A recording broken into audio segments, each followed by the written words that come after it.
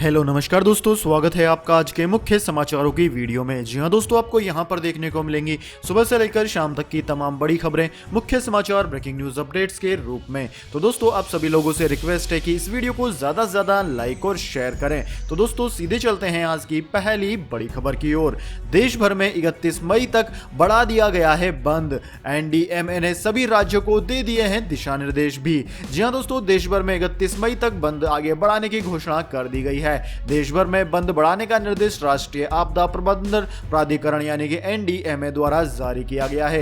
NDMA ने सभी राज्यों को 31 मई तक बंद बढ़ाने के निर्देश दिए हैं। दोस्तों गृह मंत्रालय ने बंद 4.0 को लेकर गाइडलाइंस भी जारी कर दी है।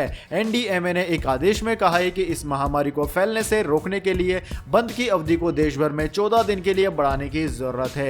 एनडीएमए के सदस्य सचिव जीवी शर्मा ने कहा कि आपदा प्रबंधन कानून 2005 के प्रावधान 6(2)(i) के तहत प्राप्त अधिकार का उपयोग करते हुए एनडीएमए भारत सरकार के मंत्रालयों और विभागों, राज्य सरकारों और राज्य के प्राधिकारों को बंद के तहत लागू नियमों को 31 मई तक जारी रखने का निर्देश देता है। इस खबर के बाद में दोस्तों संक्षिप्त में जान लेते हैं कि आपको नए बंद में क्या क्या छूटें, सहूलियतें मिलेंगी, क्या चीजें खुलेंगी और क्या चीजें बंद रहेंगी। दोस्तों ग्रीन जोन में एक ही राज्य के अंदर बस टैक्सी चलाने की इजाजत मिलेगी। स्टेडियम, स्पोर्ट्स कॉम्प्लेक्स खुलेंगे लेकिन दर्शकों को जाने की इजाजत नहीं होगी, केवल खिलाड़ी वहां पर जाकर अभ्यास कर सकते हैं। होटल, रेस्टोरेंट बंद रहेंगे लेकिन होम डिलीवरी की इजाजत रहेगी। वहीं दोस्तों जो सेवाएं बंद रहने वाली है उनमें दोस्तों 31 मई तक सभी उड़ानों पर रोक रहेगी। मॉल, सिनेमा पहले की तरह ही बंद रहेंगे। घरेलू और अंतर्राष्ट्रीय उड़ानें भी 31 मई तक बंद रहेंगी। सभी तरह के आयोजनों पर 31 मई तक रोक लगाई जा रही है। सामाजिक, धार्मिक और राजनीतिक कार्यक्रमों पर भी रोक रहेगी। स्कूल, कॉलेज, सभी शिक्षण संस्थाएं पहले की तरह ही बंद रहेंगे। मेट्रो सेवा भी बंद रहेगी। सभी तरह के पूजा स्थल बंद रहेंगे। कंटेनमेंट जोन में सिर्फ जरूरी सेवाओं की अनुमति होगी। शादी समारोह में 50 से ज्यादा लोग इकट्ठे नहीं हो सकते। आवश्यक सेवाओं से इतर अन्य सभी लोगों के लिए शाम 7 बजे से सुबह 7 बजे के बीच देश भर में घरों के बाहर निकलने पर पाबंदी होगी। 65 वर्ष से अधिक उम्र वाले, गंभीर बीमारियों से पीड़ित लोग, गर्भवती महिलाएं और 10 साल से कम उम्र के बच्चे घर में ही रहेंगे। इसके अलावा दोस्तों केंद्र सरकार की तरफ से जारी गाइडलाइन में कहा गया है कि राज्यों व केंद्र शासित प्रदेशों के बीच पैसेंजर वाहनों और बसों के आने जाने की अनुमति दी जा रही है, लेकिन इसके लिए दोनों राज्यों के बीच सहमति होनी चाहिए। इसके बाद दोस्तों रुक करते हैं आज की अगली बड़ी खबर का। शाहिद अफरीदी को गंभीर ने दिया करारा जवाब, कहा 70 साल से मांग रहे हो भीख, बांग्लादेश भूल गए। जी हां दोस्तों, अपने बड़बोलेपन की वजह से अक्सर विवादों में रहने वाले पाकिस्तान के पूर्व कप्तान शाहिद अफरीदी की जुबान एक बार फिर फिसल गई और उन्होंने भारत के प्रधानमंत्री नरेंद्र मोदी को लेकर विवादित बयान दे दिया। हालांकि अफरीदी ने भी यह नहीं सोचा होगा कि अपने जहरीले बयान के बाद वो निशाने पर आ जाएंगे। दोस्तों भारत के दिग्गज खिलाड़ी गौतम गंभीर और हरभजन सिंह ने उन्हें उसी तरह का जवाब दिया है। दरअसल दोस्तों अफरीदी लगातार कश्मीर मुद्दे और पीएम मोदी को निशाना बना रहे हैं। हाल ही में एक वीडियो सामने आया जिसमें अफरीदी पीएम मोदी पर आपत्तिजनक टिप्पणी करते हुए नजर आए। इसके जवाब में गौतम गंभीर ने अफरीदी को ट्विटर पर जवाब लिखते हुए कहा कि अफरीदी इमरान खान और बाजवा जैसे जोकर पाकिस्तान के लोगों को मूर्ख बनाने के लिए भारत और हमारे पीएम के खिलाफ जहर उगल सकते हैं, मगर जजमेंट डे तक कश्मीर नहीं मिलेगा। गौतम गंभीर शाहिद अफरीदी का मजाक उड़ाते हुए कहते हैं कि एक 16 साल का बुजुर्ग आदमी अफरीदी कहता है कि पाकिस्तान की 7 लाख की फौज के पीछे 20 करोड़ लोग खड़े हैं, फिर भी 70 साल से कश्मीर के लिए भीख मांग रहे हैं। गंभीर ने शाहिद अफरीदी को जवाब देते हुए कहा कि बांग्लादेश याद है। इसके बाद दोस्तों रुक पड़ते हैं आज की अगली बड़ी खबर का। अफरीदी पर बरसे युवराज सिंह और हरभजन, कहा तुमने दिखा दी अपनी औकात, दोस्ती के काबिल नहीं। जी हां दोस्तों, शाहिद अफरीदी के भारत के खिलाफ दिए गए बयान पर पूर्व स्पिनर हरभजन सिंह ने भी निराशा व्यक्त की है। रविवार को उन्होंने कहा कि यह पूर्व पाकिस्तानी क्रिकेटर दोस्ती के लायक नहीं है। युवराज सिंह ने भी उसकी चैरिटी की मदद के लिए अपील करने पर खेद जताया। दोस्तों आपकी जानकारी के लिए बता दें, पिछले महीने हरभजन और युवराज सिंह ने शाहिद अफरीदी फाउंडेशन के सहयोग के लिए वीडियो पोस्ट किया था। यह फाउंडेशन इस महामारी से प्रभावित लोगों के लिए धनराशि जुटा रहा था। हरभजन ने कहा कि वह अफरीदी था जिसने मुझसे और युवराज से अपने फाउंडेशन के सहयोग के लिए वीडियो पोस्ट करने को कहा था, क्योंकि महामारी का प्रकोप धर्म या सीमाएं नहीं देखता। लेकिन उसने फिर से भारत विरोधी टिप्पणियां की। उन्होंने कहा कि मुझे बहुत बुरा लगा कि मैंने उसे दोस्त कहा। वह इस तरह का इंसान नहीं है कि जिसे दोस्त कहा जा सके।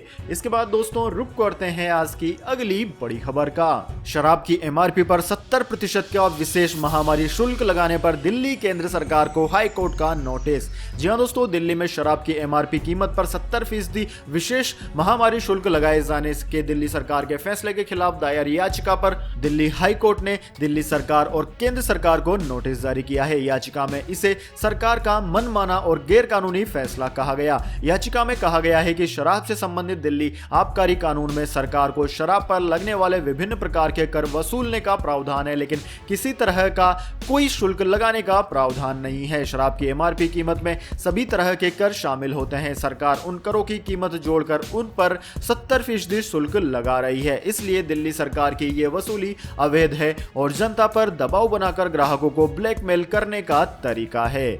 दोस्तों इस बारे में आपके क्या विचार है, कमेंट करके अपनी राय जरूर दें। इसके बाद दोस्तों जान लेते हैं पूरी दुनिया और भारत में इस महामारी के कितने मामले हो गए हैं। तो दोस्तों पूरी दुनिया की बात की जाए तो पूरी दुनिया में इस महामारी के कुल मामलों की संख्या 46,64,486 के पार पहुंच गई है, जबकि इस महामारी से जान गंवाने वाले लोगों की संख्या 3,12,327 हो गई है। दोस्तों इस महामारी से सबसे ज्यादा प्रभावित देश अमेरिका है, जहां 15 लाख से ज्यादा मरीज है। इसके अलावा दोस्तों Russia, Britain, Brazil, Spain, Italy में 2 लाख से ज्यादा मरीज है। इसके अलावा जर्मनी, टर्की, फ्रांस, ईरान में 1 लाख से ज्यादा मरीज है। वहीं दोस्तों बात कर लेते हैं भारत की कि भारत की क्या है स्थिति। लेकिन उससे पहले मेरी आपसे एक छोटी सी रिक्वेस्ट है, अगर दोस्तों आपको अभी तक हमारी न्यूज पसंद आई है तो इसे एक छोटा सा लाइक जरूर दे दें, और अगर आपको पसंद नहीं आई है तो बेशक आप डिसलाइक भी कर सकते हैं। लेकिन दोस्तों लाइक और डिसलाइक करके अपना वोट जरूर दीजिए, क्योंकि दोस्तों यही हमारी मेहनत का फल होता है और इसी से हमें पता चलता है कि आपको हमारी वीडियो पसंद आई है या नहीं।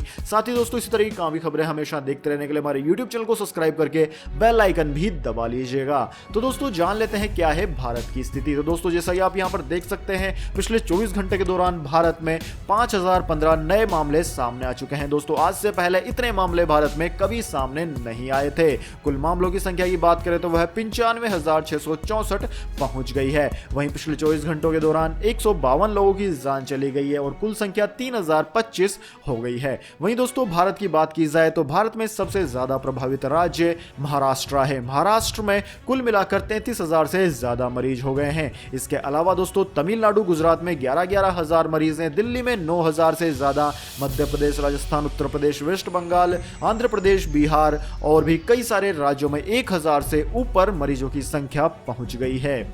इसके बाद दोस्तों रुक करते हैं आज की अगली बड़ी खबर का। फास्टैग लेन में भी देना पड़ सकता है दुगना टोल टैक्स, लागू हुआ नया नियम। जी हां दोस्तों, अगर आपकी कार पर लगा है फास्टैग तब भी नेशनल हाईवे के टोल प्लाजा पर आपको दुगना टैक्स देना पड़ सकता है। दरअसल दोस्तों सड़क मंत्रालय एवं हाईवे मंत्रालय ने एक नए नोटिफिकेशन के मुताबिक अगर कार पर लगा फास्टैग ठीक से काम नहीं कर रहा है या फिर उसमें बैलेंस नहीं है और आप टोल प्लाजा के फास्टैग लेन में घुसते हैं तो आपसे दुगना टैक्स वसूला जाएगा। सरकार ने इससे जुड़ी अधिसूचना जारी कर दी है, जो 15 मई 2020 से ही देश भर में लागू हो गई है। इससे पहले बिना फास्टैग वाले वाहनों के फास्टैग लेन में घुसने पर यूजर को दुगना टोल टैक्स देना होता था, लेकिन अब अगर आपकी गाड़ी पर फास्टैग है और उसमें बैलेंस नहीं है तो भी आपको दुगना टोल टैक्स देना होगा। इसके बाद दोस्तों रुक करते हैं आज की अगली बड़ी खबर का। मौसम समाचार जानिए अगले और पिछले 24 घंटों के हाल। दोस्तों बीते 24 घंटों के दौरान असम में मध्यम से भारी बारिश जारी रही। शेष पूर्वोत्तर भारत और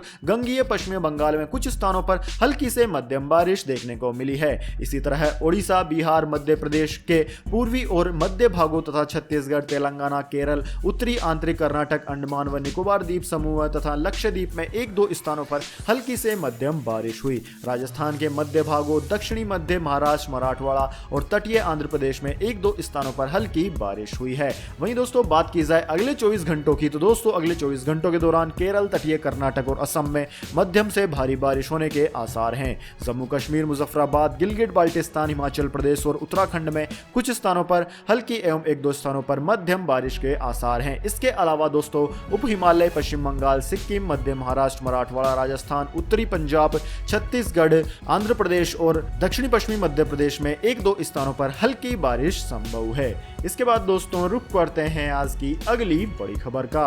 जाकिर नाइक के पीस टीवी पर लगा 3 लाख पाउंड का जुर्माना, हेट स्पीच के तहत कार्यवाही। जी हां दोस्तों, विवादित इस्लामिक प्रचारक जाकिर नाइक के पीस टीवी पर 3 लाख पाउंड का जुर्माना लगाया गया है। ब्रिटेन में मीडिया पर निगरानी रखने वाली नियामक ऑफकॉम ने यह कार्यवाही की है। जाकिर नाइक के पीस टीवी नेटवर्क पर नफरत फैलाने वाले भाषण और आपत्तिजनक कंटेंट के प्रसारण के आरोप में ऑफकॉन ने 2 करोड़ 75 लाख रुपए का जुर्माना लगाया है। ऑफकॉन के मुताबिक जांच में पता चला है कि जाकिर नाइक के पीस टीवी और पीस टीवी उर्दू के कार्यक्रमों में नफरत के भाषण और अत्यधिक आपत्तिजनक विषय वस्तु का प्रसारण किया जा रहा है, जो कि अपराध उकसाने वाली सामग्री है, जिस वजह से भविष्य में ऐसे आपत्तिजनक कार्यक्रमों का दोबारा प्रसारण न हो सके। इसके लिए 3 लाख पाउंड का पीस टीवी नेटवर्क पर जुर्माना लगाया गया है।